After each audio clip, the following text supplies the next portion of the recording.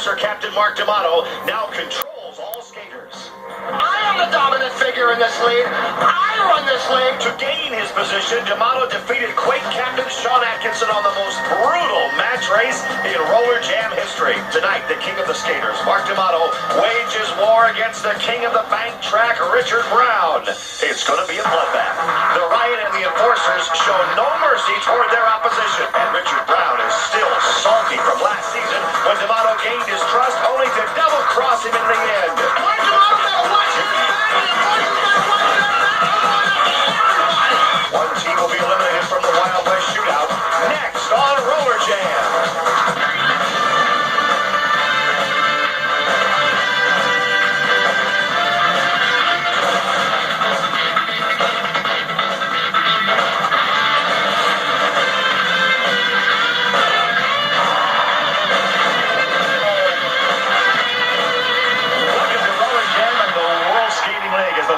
Shootout continues. Once again, we're in Las Vegas, and happy to have you with us, everybody. I'm Rory Marcus, along with Lee Hawk Rearman tonight. What a matchup on the track, physical and tough. The Illinois Riot against the New York Enforcers. But what's been happening off the track?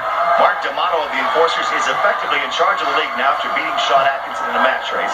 But the general manager, Kenneth Logue, he says, no, we're going to go back to the 50s, the old roller derby style. I'm still in charge. I don't care what happened on the track.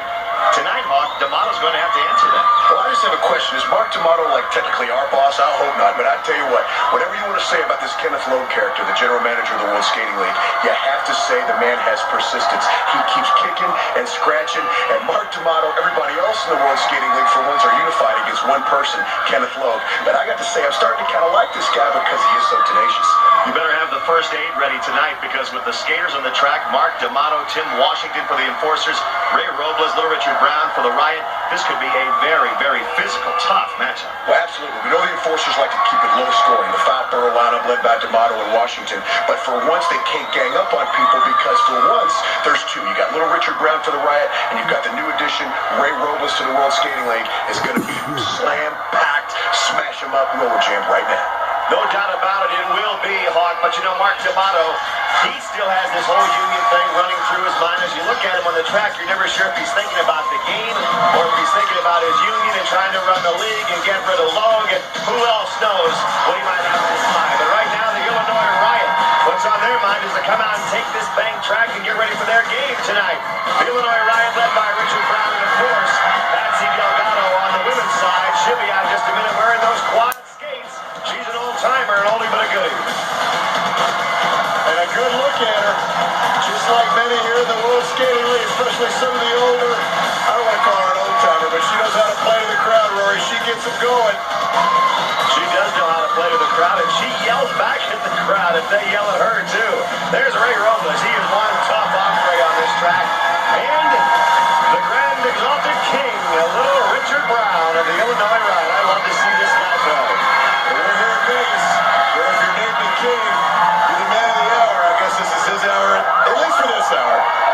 Now the New York Enforcers, there's big, tough Janet Abraham, and here comes the 11. Courtney Barlow and Lauren Adams, and the New York Enforcers, I think, with those uniforms, it's kind of like the Oakland Raiders. They make a statement before the game even begins. I don't know, if I see Howie Long coming down that the left hand front, I'm leaving. There's Magnuson of the New York Enforcers. She's been something to be reckoned with in this league lately. But the Enforcer men, man, are these guys tough. You see them skate out. They look like they're out of the central casting, as tough as they are.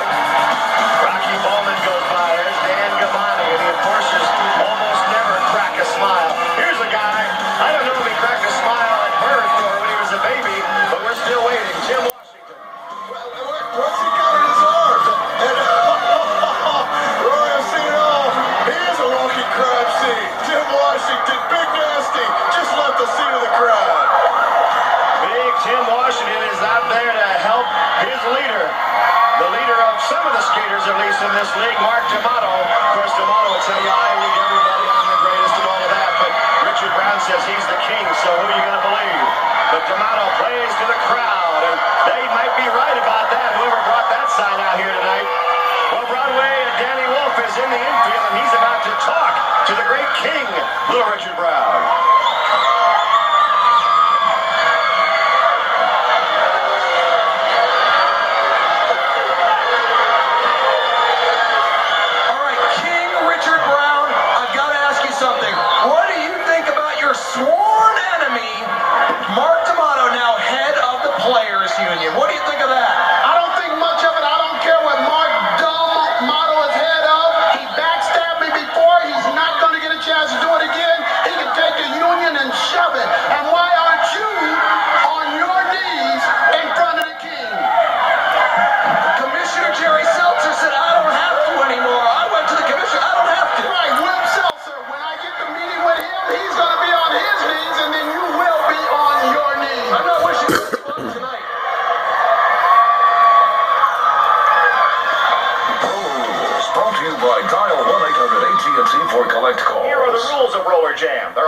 6-minute periods. The women skate periods 1 and 3. The men skate periods 2 and 4. There are 5 skaters per team, 2 jammers and 3 blockers. The blockers wear white helmets. The jammers have the black helmet with the stripe. Points are scored when jammers lap opposing team members. Here's an example of what I was just talking about. The jammer for the green team breaks out from the pack and circles the track. For each member of the red team that he or she passes, 1 point is earned. Patsy Delgado, you won't see a jammer helmet on her very often. We saw her playing to the crowd. Look for her to be focusing her attention on Big Janet Abraham. She won't have a jammer helmet on very often either, Rory, but both these 2 young ladies pack a punch. Just watch them go. Period number 1, we're ready to get going. Look at the black outfits of the New York Enforcers. The girls in the black leather are Lauren Adams and Courtney Barlow. And right off the bat, Courtney Barlow goes out on the jam, and she's being followed by number 57, Crystal Snyder. I wasn't looking at the outfits, Rory. You weren't? No, what were you looking at? All right, Courtney Barlow and Crystal Snyder get out there, and Courtney Barlow, who lost a tooth here the other night on a jam, knocks down Crystal Snyder. That leaves her and Lauren Adams in the flashy uniforms that Hawk doesn't notice, ready to score some points. Patsy Delgado back to defend. Well, these 2 jammers, making up for the big losses from last season, they've now come into their own, Rory. They're really making a difference here in the World Skating League, especially for the Sisters of Suffering and the New York Enforcers. Patsy Delgado, the veteran, runs into Janet Abraham. Oh, man. And then Abraham was armed and loaded. Janet Abraham, no score. She goes after Patsy Delgado. They're going to work on Delgado right away. You're in the box. You're in there. You're in the box. Get in there. Hit there for the play. Come on now. Wow, Janet Abraham. Jam penalty on Abraham. Unsportsmanlike conduct. Let's go. That's the ultimate playing innocent. Did you hear Janet Abraham? She said, what do you mean? What did I do? Oh, not much. Let's just help Patsy Delgado up now. And Abraham goes into the penalty box. They must have taken the points away from the Enforcers because there's nothing on the board for them after that jam. And the Illinois Riot now with an advantage with Abraham in the box. But the Enforcers get Lauren Adams out again. Millie Guthrie on the chase for the Riot. Millie Guthrie, number 53, and I guess Lauren Adams, she doesn't need a number, huh? I tried to get her number, but she wouldn't give it to me. And you can say that about 85% of the female skaters in this league. 100%. Here comes Millie Guthrie. She's from Winston-Salem, North Carolina, hometown of Earl of Pearl Monroe, as she comes into the back of the pack against the double